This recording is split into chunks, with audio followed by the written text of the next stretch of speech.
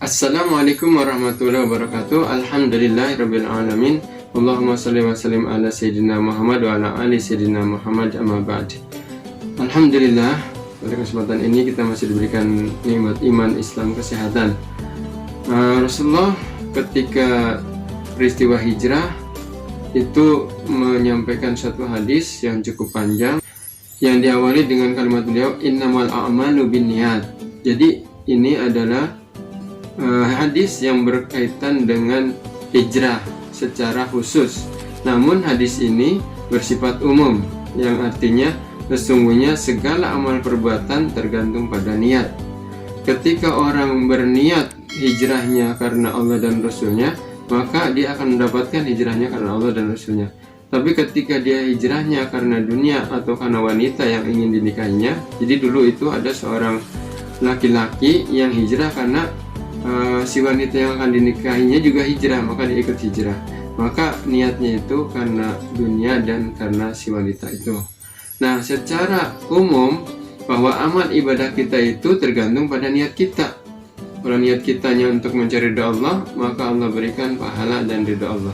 Tapi kalau niat kita karena sesuatu, maka dia tidak akan mendapatkan pahala atau ridha Allah Subhanahu wa taala. Seperti seorang petani yang menanam padi. Ketika dia menanam padi, maka dia akan tumbuh juga rumput-rumputnya. Nah, utamanya adalah menanam padi, tapi rumput akan tumbuh. Tapi ketika orang menanam rumput, maka padi tidak akan tumbuh. Apa artinya?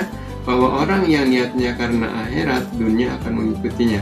Tapi kalau dia niatnya karena dunia, maka akhirat tidak dapat. Contoh yang mungkin ini sering terjadi di kalangan kaum muslimin. Ada seorang mempunyai proyek tender, kemudian dia sholat tahajud dan tahajudnya karena ingin dapat tender, maka di akhirat tidak akan dapat pahalanya. Karena apa? Di dunia sudah didapatkan.